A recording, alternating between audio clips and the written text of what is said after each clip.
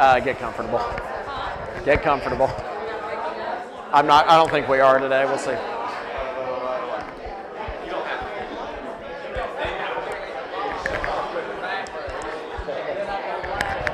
One minute to call. That's it. I could clap my hands. Hold up my finger. Hold my hand. Everybody sit down. Yeah. Sit down, be quiet. Simmer down. Simmer down. Your semester going smoother. Pardon? Your semester going smoother. Yeah, it is. It is. Got a busy week this week, though. We've got, get this real quick.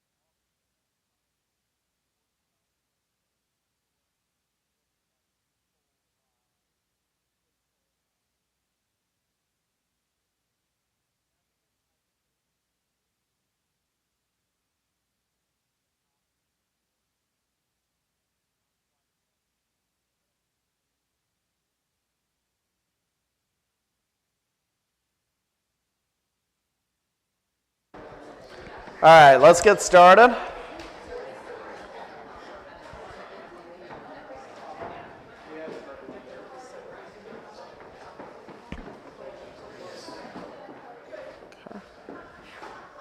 right, let's get started. Got a good bit to get through today. I'm not sure we're going to get through all of it. I was joking earlier, your song leader went a little long today, so we did sing some longer songs, so we are getting started a little bit later. So I had planned on us doing some of the same kind of stuff like we did last time, breaking up into groups, but I'm not sure we're going to have time to get to that today. We'll see how we go. But y'all certainly don't rush through the conversation just to get to it either. All right, so today we're going to be moving into the law a bit. We're going to talk about the greatest commandments as lenses for us to look at the 10 Commandments especially, but also some of the ceremonial law. I think as we mentioned last time, we're not going to be able to get through all of the law, of course. There were 613 commandments that the people had to follow, and of course we don't have time to do that, but we're going to cover some of the high points. But of course, you may find some things that we're not covering that you think would be worthy of covering, and if you think so, please, of course, let me know. We may try to hit back on some of those things as we move forward through the quarter. Okay, but once again, our premise here is based on Jesus' statement about the law and the prophets, how they all depend on these two greatest commandments of love the Lord your God with all your heart, soul, and mind. Love your neighbor as yourself. We're going to be looking at them, using them as a lens by which to look at the law itself this week. Okay. So let's everybody open up your Bibles to Exodus chapter 20. We're going to go through the 10 Commandments first. Okay. We're going to be answering both of these questions as we look at each of the 10 Commandments. So I'll go ahead and just read Exodus 20, verses 1 through 21. And God spoke all these words, saying, I am the Lord your God, who brought you out of the land of Egypt, out of the house of slavery. You shall have no other gods before me.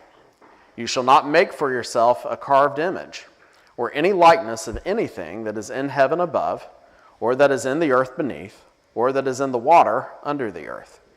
You shall not bow down to them or serve them, for I, the Lord your God, am a jealous God, visiting the iniquity of the fathers on the children to the third and fourth generation of those who hate me, but showing steadfast love to thousands of those who love me and keep my commandments.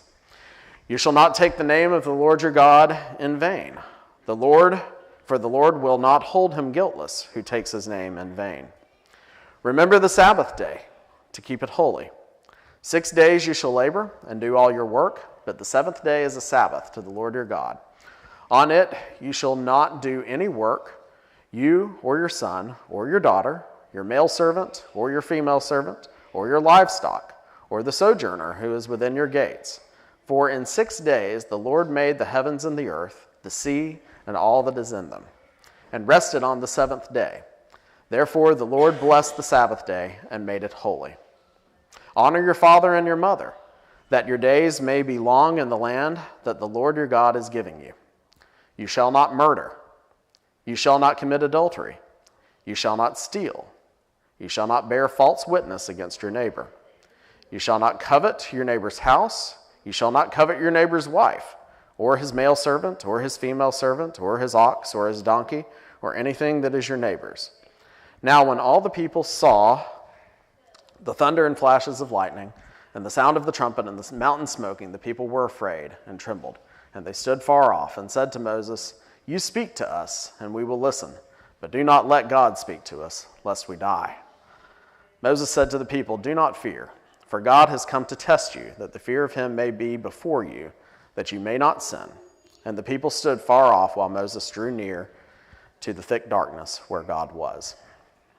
Okay, so just one little thing about, maybe not so little, about the Ten Commandments and how the Jews, especially once we can see it documented a lot in some Jewish rabbinical writings later on, but how the Jews looked at the Ten Commandments, right? Like we said, they had about 613 laws that they had to follow, right?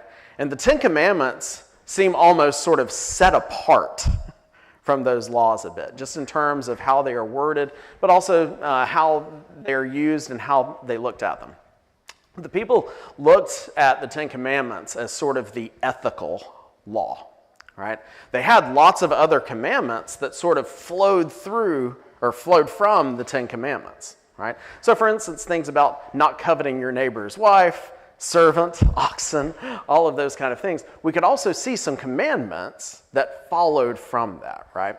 And so the Ten Commandments were sort of this ethical law that we could look at as sort of the major guiding principles for what the people were supposed to do in obedience to God. Okay, so keep that in mind just a little bit as we also look at it in terms of loving God and loving neighbor. Okay, so let's start off with the first commandment. You shall have no other gods before me. And of course, verses 4 through 6 sort of follow from that one, right? You shall have no other gods before me. You shall not make any carved images. Okay? How would fulfilling that command demonstrate love for God? And then we could also consider love for neighbor as well. What are some ways that having no other gods before God demonstrates love for God first? He's your singular focus. Okay. You're not distracted by, I want to take this from this God or whatever, but I'm singularly focused on you and your commands. Okay. That God is our singular focus, right? That we are devoted to him in following that commandment. Okay, good. Any other thoughts? What about loving your neighbor? We wouldn't normally think of not having any other gods before God being about loving your neighbor, right? But how might it be a demonstration of that?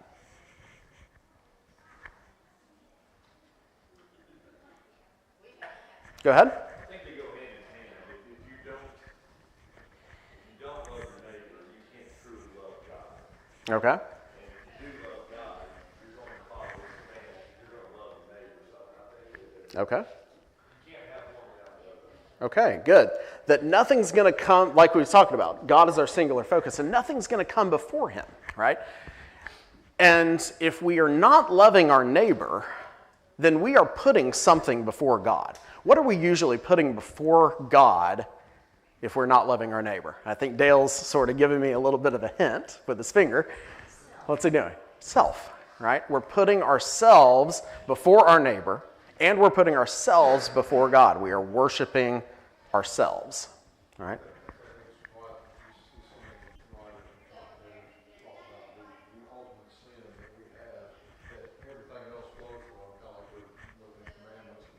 Uh-huh. Okay. Yeah. Mm-hmm. Right. Absolutely. Absolutely. One thing, we're not going to get into it in depth here, but one place I sort of hope to take this class when we start looking at the prophets a little bit too, is what did God punish the people of Israel and Judah for? Two essential things: idolatry, right, and not loving their neighbor. Okay? Idolatry was, it was unfaithfulness to God. It was adultery to God, right? But think a little bit about the gods that the people ended up worshiping. What was their purpose in worshiping them, right? They'd lost faithfulness to God, but what were they looking for? They were looking for, pardon? Something tangible, right? They were worshiping fertility gods. They were worshiping gods of the harvest. That's what the Baals were, right? They were gods of the harvest, right? They were looking for plenty, right? And often when we're looking for plenty,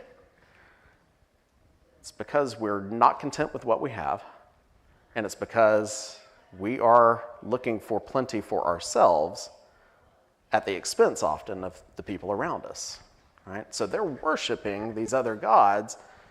They're not loving God. They're also not loving their neighbor through that worship. Okay? So, thank you very much for the discussion on that. Let's move forward just a little bit, just for the sake of time.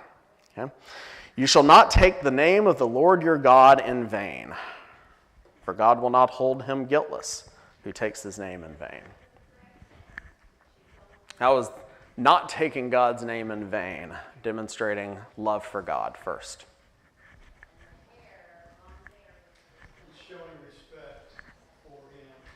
Okay. Right. Showing respect for God. God is holy. Right? God is sanctified in our hearts. And when we take his name in vain, we're just making him a common thing. Right? We're not sanctifying him in our hearts. What were you going to say? You covered that. When you pronounce something or use a word too much, it becomes almost deafening. Mm-hmm. To anyone who hears it. Mm-hmm. I was in a class one time, and I kid you not, the professor said, every third word counted. Right. Every third word. Eventually, we just kind of zoned out. So right. It's the same way, I think. Yeah, absolutely. Yeah, that was something that I was chastised for. Right? Yeah, very good. All right, so yes, any word that we speak commonly, it starts to lose its power, you could say, right? Especially if we use it for lots of different meanings too, right? And think about the way people use the name of God now in this sort of vain or common way, right? That it loses the power behind it when we do that, right? Well, that's not honoring God because God is all powerful. About God's name, because we listen to shows all the time. And I'll listen to something that's on some show on building something, and it's great. But then when the family runs in and they see this new place, and then you get God's name used, and I don't know, children. Well, they're not children; they're not little kids anymore. But when they were small, we couldn't even listen to stuff like that because it desensitizes them completely to Right. it. And the kids are doing it. The little kids are doing it right and left. Right, and so that's maybe the other part of it too, loving our neighbor, right? That when we use God's name in these common flippant ways, it just becomes part of our common language, right? And that's part of why everybody does it. They're maybe not necessarily meaning to be disrespectful of God. They're not necessarily meaning to be flippant. It's just what we say, right? We say OMG regularly, right? And it becomes part of our language, becomes part of what people do, and we're not loving our neighbor if we're buying into that, if we're feeding into that. in the way that we talk, because we're not leading people to look at God as they should be looking at God when we do that. Right? Any other thoughts on that? Yeah. You know, I think that's come very common in our culture to use it in a flippant way like that, but in some ways I think it also ties to the first commandment, because it talks about respect for God, and they used to say in the old law, you know, like today we would say Lord willing, New Testament. They used to say as the Lord lives, and then make it testify of something as Lord, and then not give any respect to it, not do it. Yeah, using it as an oath or a swear. We're using God as the focus of our lives, and we're claiming that God is the focus of our lives, and He's not, then we're taking the name of God in vain. Yeah, And I absolutely. think that's a significant part of what the passage is talking about, how we live. Absolutely. I got one other thing that I Sure. It's just in the days of Abraham and Moses and them, they were very hesitant to even speak the name of God. Right. Yeah. And so that's what I mean when Moses asked God, you know, what's your name? You know, what shall I call you? I am the great I am, you know. But they were just very reverent toward that. Right. Yeah, very good point. And actually, toward the middle of this quarter, we're going to cover some of the groups of the Jewish people that existed in Jesus' day. One of them is called the Essenes, right?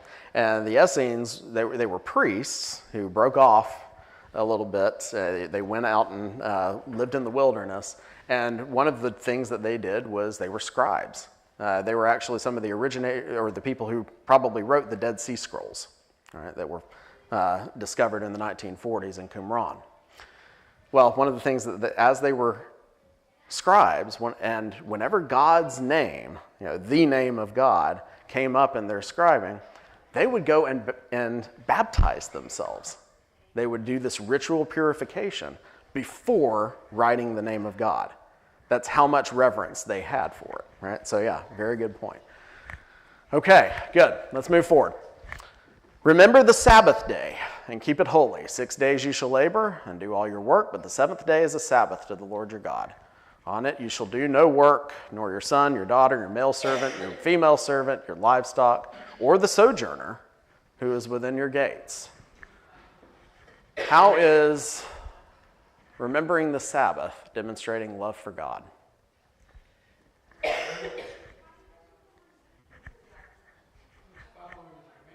Okay, it's following his commandments, right? Obedience is love for God, right? Paul wrote that too. It was one of the first things that we covered in this class, right? Obedience is love for God.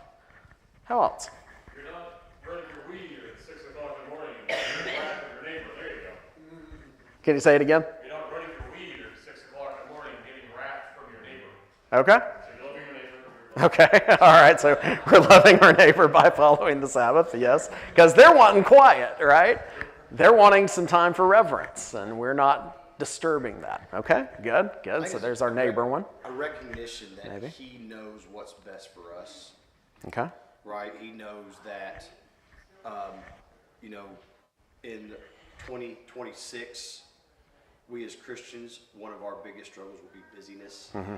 And recognizing that a 10 commandment in Exodus means you need to find a day of rest. And recognition that He knows what's best for us. Right. In recognition that He knows what's best for us, He knows we need time to rest and devote ourselves to meditating on Him, right? But it's time that we, like you said, in 2026, rarely take, right? What were you going to say? Absolutely, right? It's a respect for everything that God did, right? Including resting Himself. Remember, that's what the Sabbath commemorated, was God's rest, right? He spent 6 days, create, said it was good, right? On each day of creation. And then it was very good. And then on the seventh day, He rested.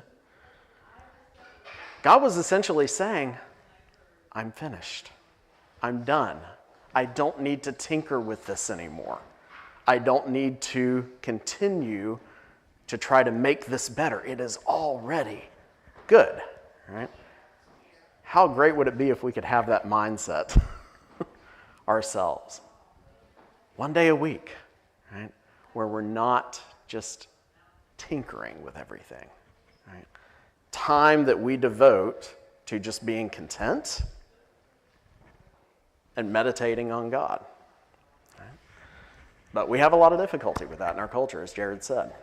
Okay? And yes, we want to be quiet while our neighbors are quiet. That's one thing, maybe, right? But we also want to show God to the people around us, right? Show devotion, not for the sake of us showing how good we are, not for the sake of doing good works and trying to be justified by them, but show others we all need to rest. We all need to step back and meditate on our God. Right? Even though we don't necessarily follow the old law, that Sabbath could be very, very helpful to us in our walk with God. All right, let's move forward. Honor your father and mother, that your days may be long in the land that the Lord your God is giving you. What went into honoring your father and mother? Not just saying yes, ma'am, and no, ma'am, right? What was honoring your father and mother about to the people of Israel? Taking care of them in their old age, right? Being respectful. What else? Being obedient. Following them. Right? Okay. Okay. Good. Obey them, definitely. So we can see maybe how we're demonstrating love for our neighbor, certainly in honoring our father and mother, in being obedient, being respectful, taking care of them in their old age. How's that honoring God? How is that loving God? Outside of maybe disobedience, obedience, like we already covered. Yes. Okay. So you're taking care and making and nurturing what God created. Yeah, absolutely. God created our families to nurture us. Love your neighbor as yourself. You are nurtured by your family. Nurture your family, right? And that's also an act of loving God because we're honoring what He created for us. Okay, good. Anything else? When Jesus was talking to the Pharisees, He was saying, what you have, you call the Corbin, All right. which is dedicated to God, so you can't take care of your parents. Yeah. Hypocrisy. Right. That's what the Pharisees were doing is, okay, well, you can say that this is for God, and that means you don't have to take care of your parents, right? But he's saying, in your tradition, you are breaking the law. And you're encouraging other people to break the law through that tradition of Corban, right? So yeah, absolutely. Good. Any other thoughts? All right, let's move forward. You shall not murder. Can maybe obviously think about loving your neighbor, right? But what about loving God? Let's start there.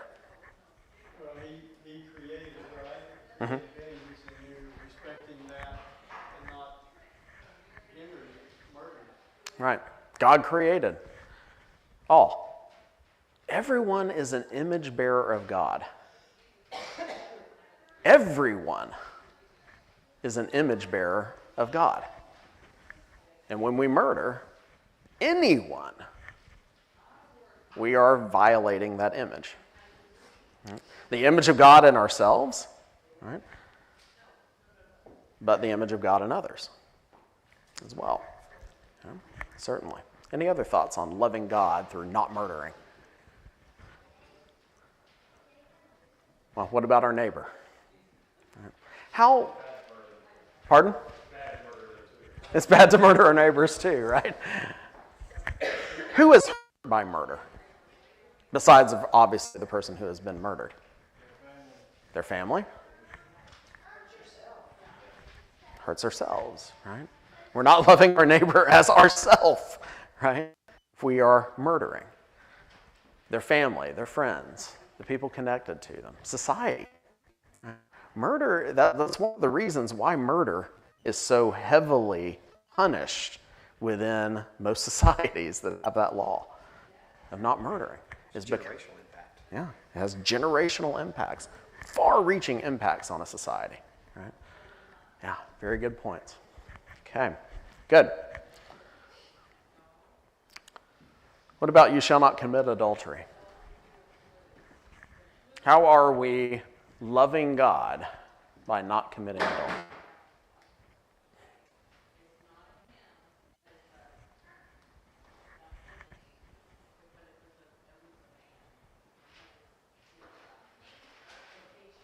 The sanctity of marriage that God created, when He Okay. created Adam and Eve and put them together. Okay, good. And I mean, that relationship is unique in the closeness of it should resemble some of the closeness that we have with God and enhance that. Right, right. Okay, good. It's a God-created union, God-sanctified union. It reflects our closeness with God, and we learn in Ephesians, what else does it reflect? Church. Yeah, the relationship between Christ and his church. Right? So adultery is, once again, violating those images, right? That sanctity, that creation. Right? From the beginning, that was the creation. Adam and Eve, male and female. If you think about it, adultery is, in its own right, murder of the marriage. Yeah. You know, for what God has joined together with one man and son. Well, you're definitely putting aside. Yeah. What about your neighbor? Who's harmed by adultery? The marriage, your spouse. Who else? Pardon? The whole family. Yeah. Potentially another family. Right. Once again, far-reaching implications of it. Okay.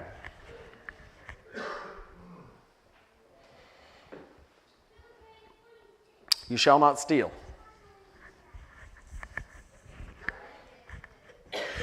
What are we saying to God when we steal?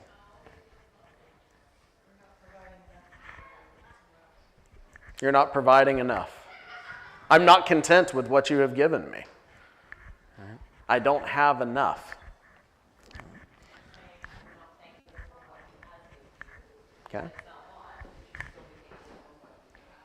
Right. We're not being thankful. Wow. That's interesting. That's pretty profound. Right? We're saying we don't need God when we steal.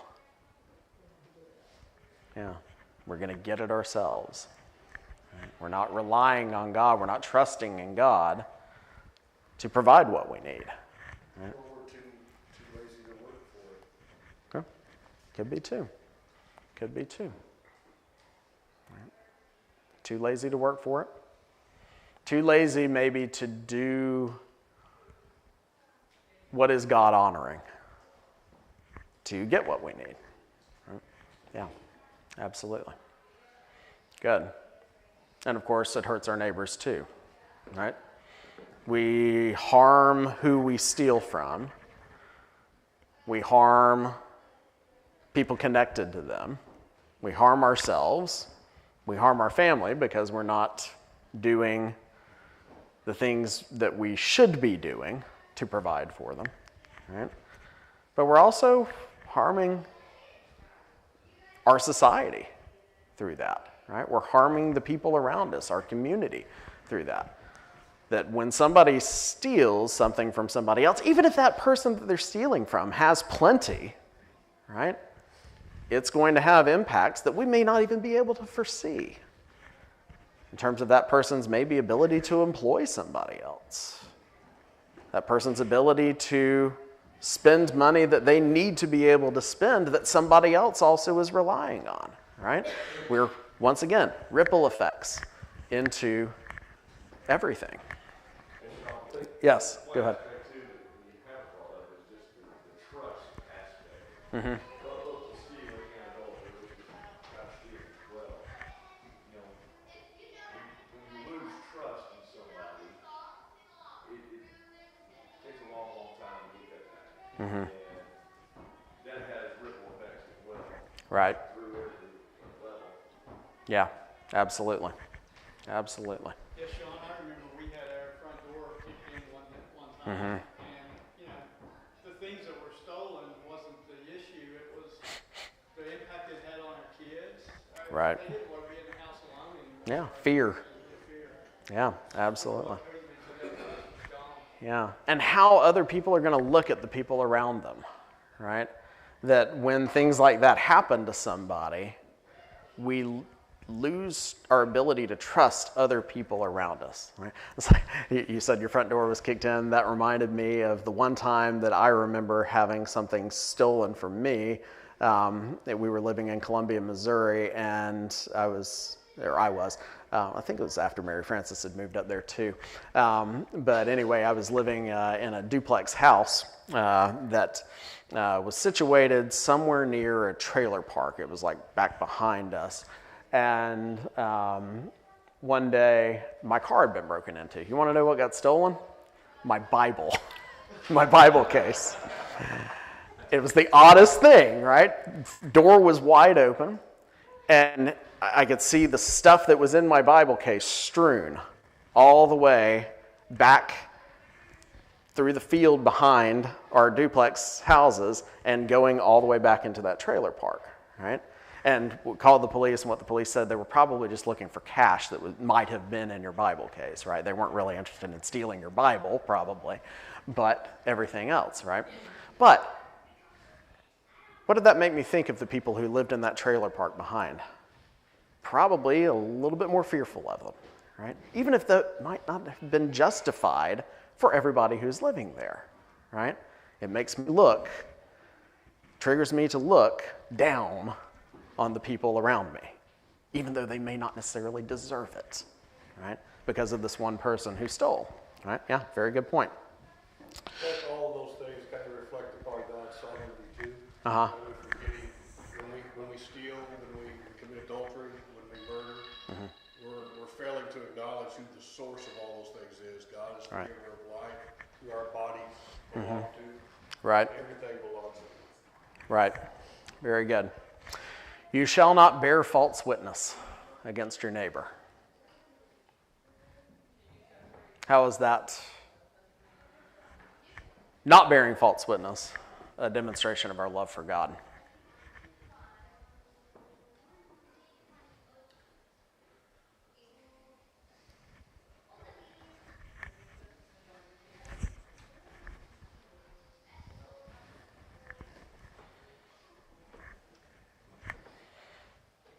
What is God? If you do bear false witness, you're lying. Okay? If you bear false witness, that is what bearing false witness is lying, right?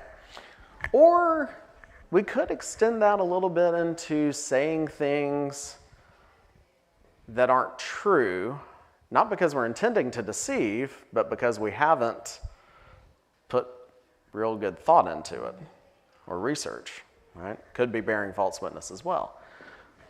What is God? According to John. Love, right? Of course, if we're deceiving, we're not loving, right? Who is Christ? I am the way, the truth, and the life, right? That when we bear false witness, when we lie, when we deceive, we are dishonoring God in that, because God is truth. We're dishonoring God. Okay? Good. And of course, how are we hurting our neighbor when we lie and deceive? It's probably intent to do something damaging to them. I mean, I hadn't thought about it the way you said it, where you maybe had done research, but Right. you know, when I read it just straight from the scriptures, there's probably an intent to do damage to them in some form or fashion. Right. Yeah. Intending to do damage to somebody. Gossiping is a form of lying, right? Two, that we are intending to do damage to somebody, or we are doing damage to somebody through thoughtlessness, right? By spreading something that is untrue, spreading a rumor, gossiping, all of those things. Gossiping, we could think sometimes that the gossip that we are doing has some basis in truth, right? And it might very often. But we are human when we do not know the full story behind what is going on. Right? And there may be a lot of truth behind what is happening that we are gossiping about that is not being honored in that gossiping. And we essentially are bearing false witness in doing so. Right?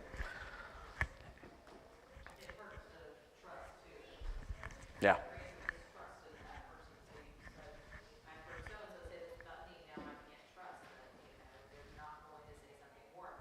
Right.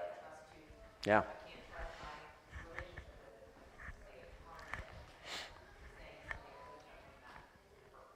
Yeah. Very good. Part of it is the root of jealousy and envy. Of not wanting somebody to have a situation or whatever it may be, and doing whatever you can do to tear them down. Good. Good. Yes, absolutely. And jealousy and envy is the part of the root of the next one too. Do not covet. All right. Once again, just sort of like when we steal and when we commit adultery, right? In coveting, we are saying to God, what I have is not enough. I am not content, right? I am jealous. I am wanting something more. I want to have, right? We are not content with what God has given us. And then, of course, we are harming our neighbor through that as well, right? Because in that jealousy, we may be treating them poorly, right? And then, and that's only if we don't take. What happens if we actually end up taking and stealing on top of that coveting, right? We are, of course, harming our neighbor through that. Okay, let's answer this last question, and then we're going to have to go ahead and close. We're not going to be able to get to ceremonial law, but I'll flip to the slide in case anybody wants to take pictures of it and do a little homework for themselves. We'll just kind of briefly cover some of that at the beginning of class next time. But how would keeping love for God and love for neighbor central to our reasoning make us better followers,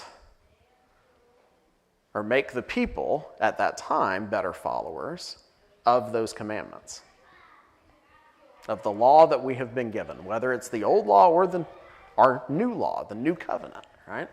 How would keeping love for God and neighbor central make us better at following? What do you think?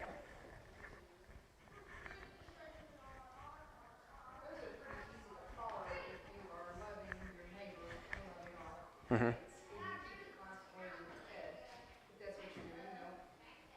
think about your neighbor's spouse in any kind of inappropriate way. Don't think about something that a neighbor has that you'd really want to have.